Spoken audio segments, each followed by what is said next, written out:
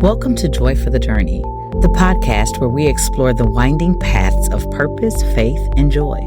I'm your host, Joy, and I'm thrilled to embark on this transformative journey with you. Are you a woman seeking more than just existence and a soul yearning for fulfillment, purpose, and unwavering joy? Well, you're not alone. In this sacred space, we'll navigate the highs and lows, the doubts and triumphs, and the divine whispers guiding us toward our true calling. Through candid conversations, inspiring stories, and practical insights, Joy for the Journey is your compass, your confidant, and your catalyst for embracing the abundant life God intends for you. So if you're ready to reclaim your joy, renew your hope, and rediscover the woman God created you to be, join me on this adventure. Let's walk together step by step towards a life filled with purpose, passion, and unbridled joy. This is Joy for the Journey. Welcome aboard.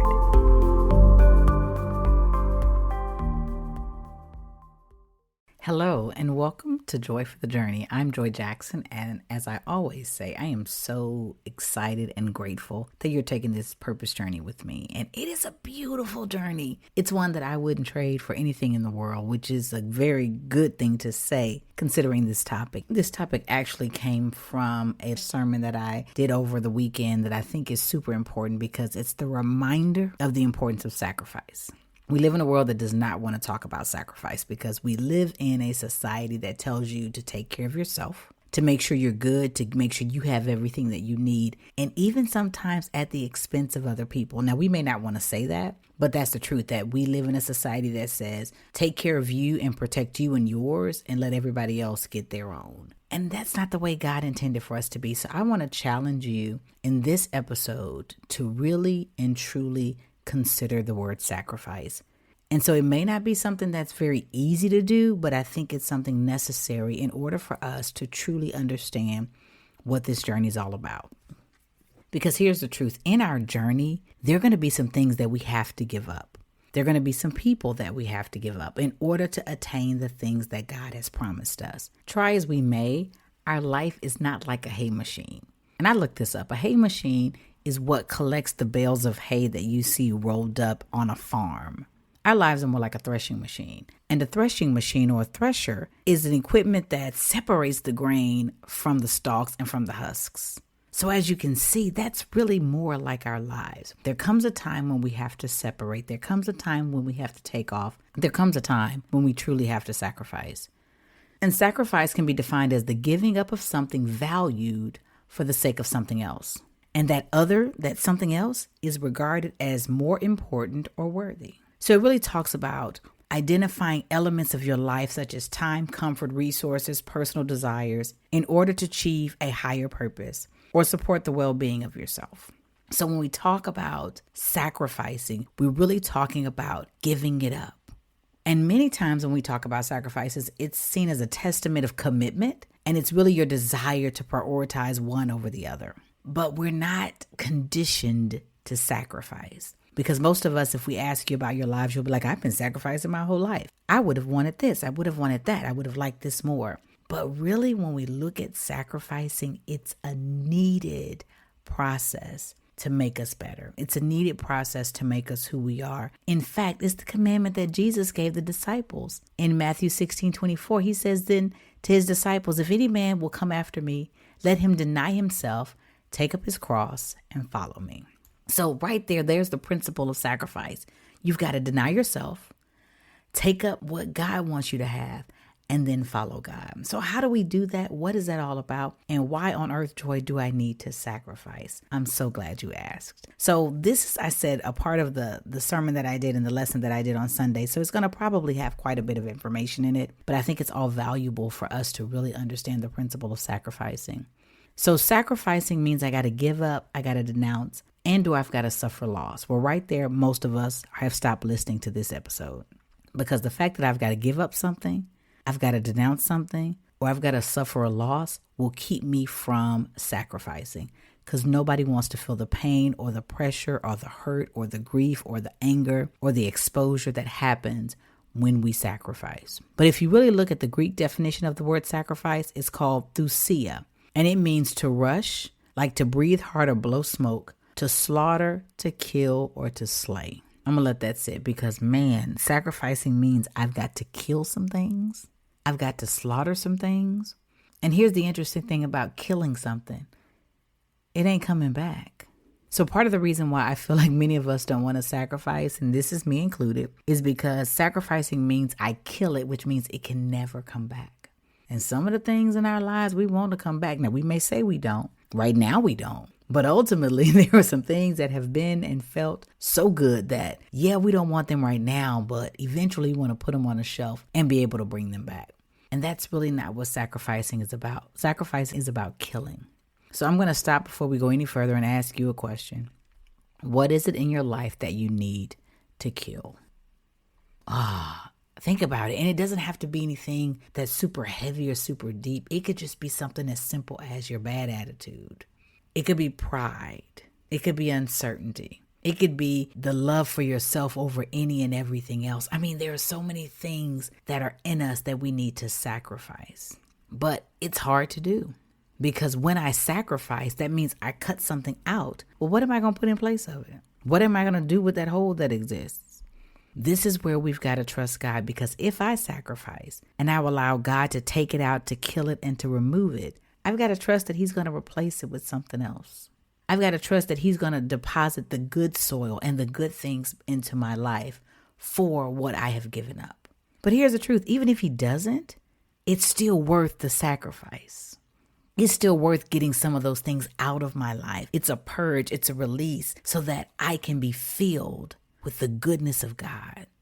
So this is why this is really not something we talk about very often, because most of us don't want to give up some stuff. And when we think about sacrificing, we'll think about Abraham being told to sacrifice Isaac, because that's huge. But I don't believe that God is asking you to kill your children today. But I do believe he's asking us to kill our pride. I do believe he's asking us to kill our lustful thoughts. I do think he's challenging us to kill our desire to do whatever we want to do, our will. I do believe that he is challenging us to kill our time that we use for the things that we want. I think he's challenging us to kill our thoughts and our actions and our behaviors and our words. I mean, there's so many parts of us that I believe God is like, if you would only sacrifice this. I believe he may be challenging some of us to sacrifice our relationships. And not because he just wants to test us to see if we're willing to trust him, but because he's like, listen, that's not the relationship for you. And I have something better for you if you just trust me. Part of our challenge with sacrifice is trust. Just that simple, it's trust. And when we think about sacrificing back in the Bible days, really the part of sacrificing started in Leviticus chapters 1-5. And that was during the time that the children of Israel had come out of Egypt. And now they were at Mount Sinai. And so God had to put some laws in place to show them how to conduct themselves, because they really didn't know. And so God put some things in place as a reason to sacrifice. And I still believe that to this day, God is asking us to sacrifice for some of the same reasons. Now, may not be sacrificing an animal, but we're still asked to sacrifice the same things for these reasons. Sacrificing was to restore relationship. It was to atone for sin. It was an act of worshiping God. And at that time, it was the only way to be actually even approaching God. So back in those days, there wasn't a Jesus at the time. And so when sin entered the world and when people started sinning, it would really, and it still does to this day, really grieve God. And God hates sin. So because he hates sin, he can't be around it. And so he would disconnect from his people when they would sin. And so the sacrifice was what would be used to restore that relationship.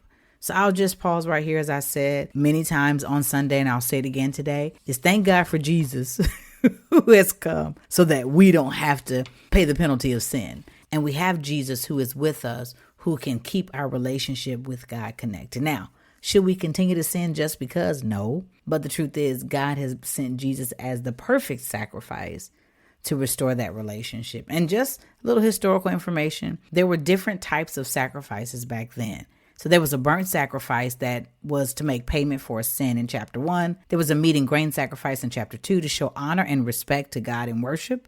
In chapter 3, there was a peace sacrifice to express gratitude. In chapter 4, there was a sin sacrifice to make repayment for unintentional sins or neglect or thoughtlessness. And that's in chapter 4. And then in chapter 5, there was a trespassing or guilt sin to make payment for any sins that you did against God or others. And this is how you made recompense, and you restored the injured person, and you repaired and compensated them. That's a lot. But But there were rules in place because there was an understanding that we would become more consumed with ourselves, get out of order, do what we want to do. And so there was a need to sacrifice. Well, same thing is happening in today's society. We are doing what we want. We're out of order and there's a need to sacrifice. So what do I need to sacrifice? I don't know. That's up to you and God. Really speaking to God about, God, what is it in me that you don't like? What is it in me that I need to cut out? What is it in me that I need to kill? I can tell you one of the things for me, because I'll be honest with you, I'm going to tell you all my business, is pride. I don't like to ask for help. I don't like to look weak. I don't like to look like I don't have it together. And I'm not even talking on the outside. I'm talking on the inside. But when I tell you these last couple of months and probably this last year, God has actually killed that in me. And you know how? Because he put me in a position where all of that no longer matters because I needed help.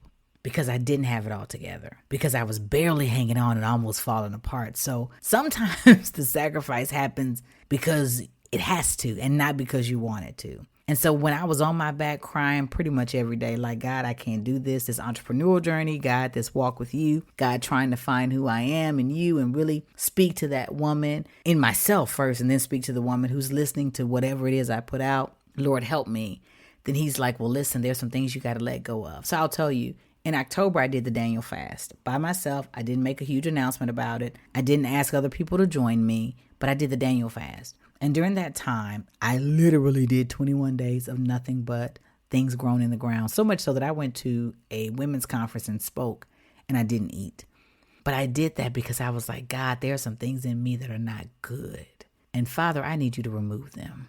Plain and simple. I need you to remove them. And I truly believe that that was a turning point in this ministry. I truly believe that that was a turning point in my life because when I finished on October 22nd, I didn't care what anybody thought. In fact, I shared so many things with so many people during that time to show you that I'm human and I'm struggling. Actually, while I was speaking, we had just gone through something really horrific in our finances, and I shared it with these strange women in the church. Didn't know these women, didn't know nothing about them, but I felt led to share. And it was really about a mix up with our credit card where they repossessed our car because of our credit card. And actually, I'm sharing it with you. It was so foolish. It was illegal. It was all of that. But imagine in the moment you walk outside and your car note is paid, but your car note is gone because they had a mix up with the credit card. But all that being said, I shared that with the women in this women's ministry, in this women's conference. And it was so hard for me because pride said, don't tell people what you're going through. Pride said, don't embarrass yourself and talk about a repossession. Pride said, just keep it to yourself, suffer in silence. And it was at that moment that I believed that I experienced freedom. And God said, I'm going to cut that out of you and I'm going to ask you to sacrifice your will for mine. And I did it. And that was probably the most free I felt. And that was one of the greatest blessings in my journey with Christ. So I had to be willing to sacrifice. I had to be willing to give it up. I had to be willing to let go. My dad once told me that when he accepted Christ over 50 years ago, that the sermon that the preacher preached was called, if you could give it up, you could have it all. Think about that. What could we have if we gave up the things that we hold so dear? What would God put in our lives if we were willing just to say, God, I'm going to let go of the things that you don't desire for me to have the things that you do? But that requires sacrifice. And nobody wants to really sacrifice. Well, and I'll say this, we will sacrifice as long as it doesn't put us out. We will sacrifice as long as it doesn't inconvenience us. We will sacrifice as long as it doesn't make us uncomfortable. But if it doesn't make me uncomfortable, if it doesn't do those things, it's really not a sacrifice. Have you ever fasted? And I'm talking real fasting. I'm not talking about, I'm going to give up potato chips and I only eat potato chips once a week. I'm talking about, have you really decided to deprive yourself of something for the glory of God? Isn't it hard? Don't you find yourself hungrier if you did it for food? Don't you find yourself wanting your phone even more if you did a social media fast? Don't you find yourself wanting whatever it is you're giving up? Because the human body, the human nature does not want to be deprived. But Jesus said, if you want to live for me, you've got to deny yourself. But when you deny yourself, you're going to take up the cross of joy, the cross of victory, the cross of peace and deliverance, and then you can follow me. So why don't we want to sacrifice? Really, I believe it's a personal cultural influence that keeps us from sacrificing. And some of these are so very common that you probably don't even realize this is why. The first one is fear of loss. Think about it. Who wants to lose anything? So most of us avoid sacrifice because it means we have to lose something of value. Nobody wants to do that.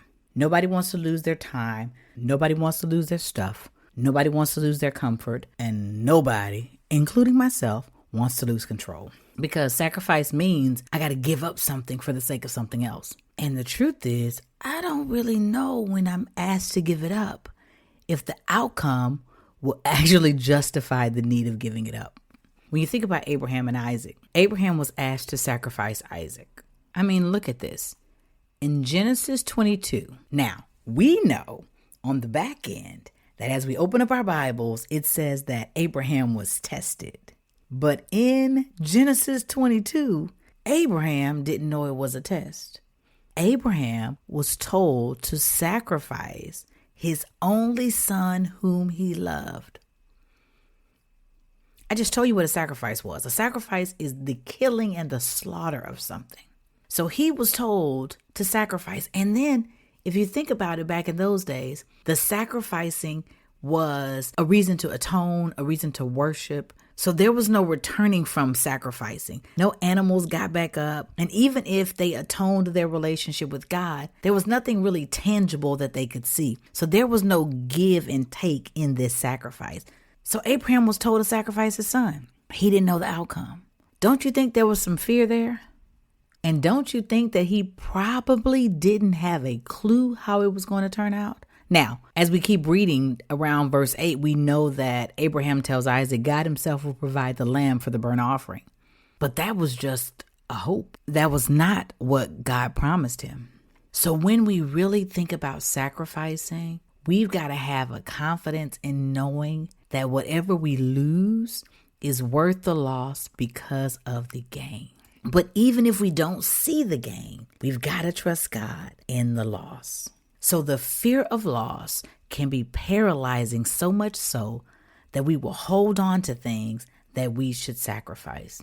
You ever met someone who has not done what they've needed to do to take care of their health, and now they're in a situation where they may have to lose a limb? And there are some people who will walk around. I have a friend that's a doctor, and she talked about this, that she would have patients who would come in and rather live with a dead limb than to get it cut off, because the idea of losing it and having to reprogram and having to start over and having to think differently and navigate differently was too much for them. And for us, it may not be a limb. For us, it may be a relationship. For us, it may be a mindset. For us, it may be a strategy. For us, it may be a job. But we would rather stay in the situation than kill it and lose it because we don't know what the loss will entail. In this season, in this space in my life, I'll lose it. And I'll lose it because God has better for me. I'll lose it because I trust God more. I'll lose it because I value whatever his desire and will is for my life. I will lose it. And sometimes what you're asked to sacrifice will hurt. And we don't want to be hurt. We don't want to live in hurt. We don't want to live in sadness. We don't want to experience grief. So we would rather hold on to it. But you got to sometimes know, like Elsa in Frozen, how to let it go. Another reason why many of us don't like to sacrifice is self-centeredness. We live in an individualistic society. Get your bag, it's your time, take care of yourself, do what you want to do, YOLO. We live in a society that teaches us that we can do whatever we want. I mean, the word narcissist has been around forever, but now everybody's a narcissist. Because we are taught to take care of ourselves, pull yourself up by your bootstraps, take care, only focus on you and what you can influence. And so this heightened sense of self-preservation and personal gain has made the idea of sacrificing too much. Because sacrificing says, I'm going to give up for the greater good. And the greater good is typically going to be less appealing. So I'd rather keep my stuff because I know what that is. I'd rather do what I need to do for me than to trust that if I let it go, then the greater good comes back to me. Another thing about sacrificing, and even if I'm not looking at this from just the God perspective, sacrificing means that I prioritize others' needs or the needs of the collective for deeper success and fulfillment. You won't believe how many team workshops I've done where I'm supposed to come in and make this team suddenly work like a well-oiled machine, when in the immediate introduction of the workshop, people's body language changes. Because my first challenge is, what are you willing to do for the team?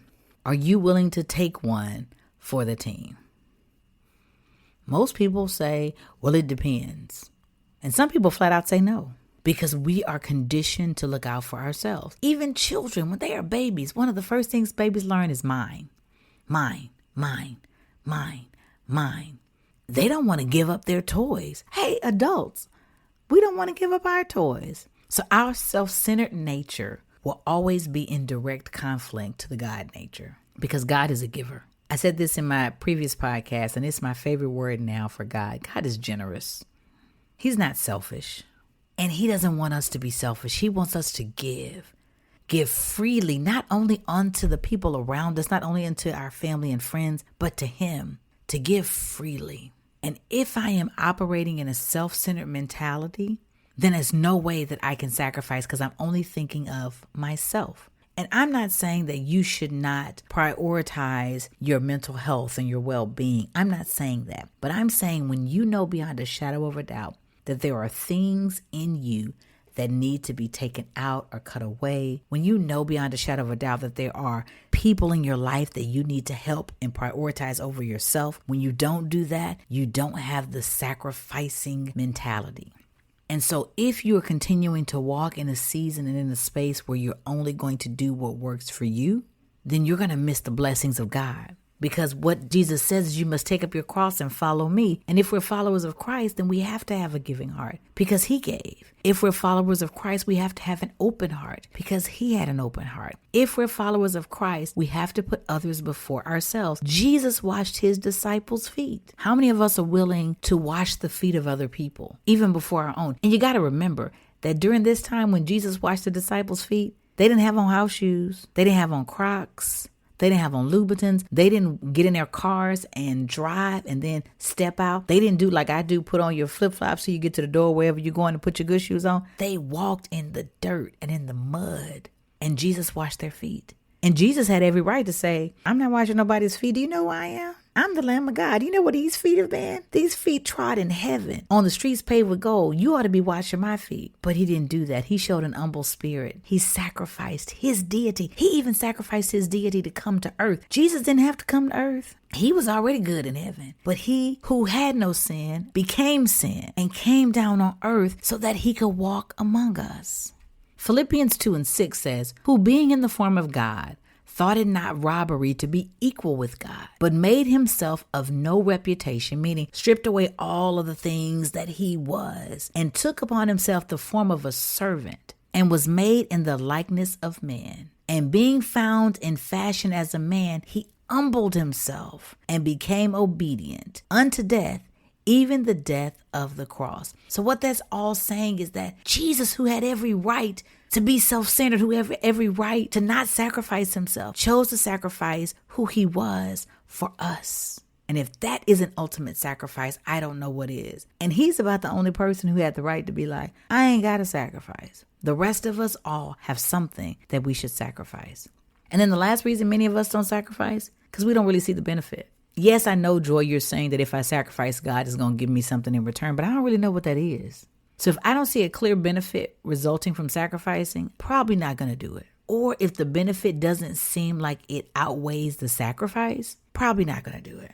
So when God asks me to sacrifice, I might be willing to do it if he'll show me what he's going to give me in return. It's kind of like you have your hand behind your back and you have one hand open and you never really know what's behind that person's back. And they're like, do you want to take what's in my hand or do you want to take what's behind my back? Most of us aren't going to sacrifice what's in the hand. What do they say? A bird in the hand beats two in the bush. So most of us are going to stay with what we know and what's certain versus what we're unable to see. And so for many of us, if I can't see the direct benefit of the sacrifice, I'm not willing to do it. If it doesn't seem like it's a reward, or if it doesn't seem like it's going to be acknowledged, if it doesn't seem like I'm going to reap something that's going to be better, I'm not going to sacrifice. Even with Abraham was told to sacrifice Isaac. He didn't know how that was going to benefit him. And he probably didn't think there would be a benefit. He was old. Sarah was barren. He did have a child, but had it with Hagar, and that was a whole mess. So now here he is being told to sacrifice his only son. What's the benefit of that? Why on earth would he do that? And so he could have said, well, no, God, we got to figure out another way for me to show you that I love you, because that's not it. In fact, in relationships, that's probably one of our biggest struggles, is if I got to prove that I love you and show you that I love you, but I don't get anything in return, I'm not going to do it. This idea of reciprocity does not line up with sacrifice. Think about it. If I'm giving and giving and giving and giving up, I'm expecting something in return. And that is not the way we should be living our lives. We should be living our lives with the idea of I'm sacrificing because that's what God has asked me to do. Whether he fills a spot, whether he replaces it with something else, whether he puts someone else in there, no matter what God does, I'm going to sacrifice because that's what he's asked me to do. I'm not going to ask God, well, what's in it for me? When I do workshops all the time, that's one of the things that people always want to know is they called it with them. What's in it for me? And if people don't really understand what's in it for them or the goal of the workshop, most of my clients are like, we have to lead with the goal. You know why? Because most people feel like their time is so valuable that if they give up their time for a workshop, that there has to be a benefit. How about you just give up your time and sacrifice because that's what's being asked of you? But we don't live in a society that does that. We're going to question the value of everything if it requires effort. So the truth is, sacrificing is something that we may be asked to do by God. So what is your response when it's time to sacrifice? I mean, really, I'm asking, what is your response? It's not always, okay, God, yes, please take it from me. I trust you. Sometimes it's, well, God, what do you want me to do? Sometimes it's, well, God, I don't know what to do. Sometimes it's, God, hold on, wait a second. Sometimes it's, well, no, God, I'm not going to give that up. Whatever our response is, our commitment to this journey is that we trust.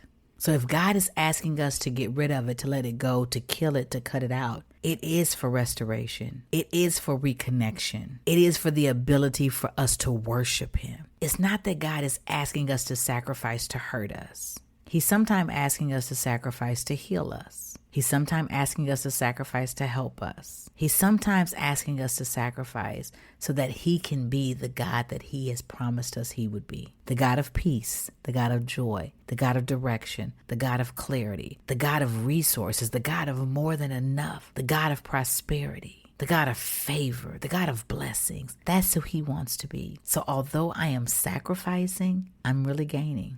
Although I'm giving up, I'm really growing. And so for that, I should always be willing to sacrifice. I know it's not easy, but I'm going to challenge you to think about what God is asking you to give up. And I'm going to challenge you to trust him to let it go.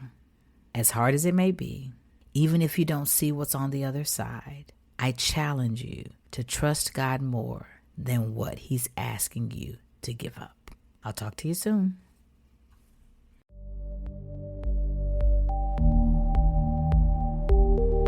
Welcome to Joy for the Journey, the podcast where we explore the winding paths of purpose, faith, and joy. I'm your host, Joy, and I'm thrilled to embark on this transformative journey with you. Are you a woman seeking more than just existence and a soul yearning for fulfillment, purpose, and unwavering joy? Well, you're not alone. In this sacred space, we'll navigate the highs and lows, the doubts and triumphs, and the divine whispers guiding us toward our true calling.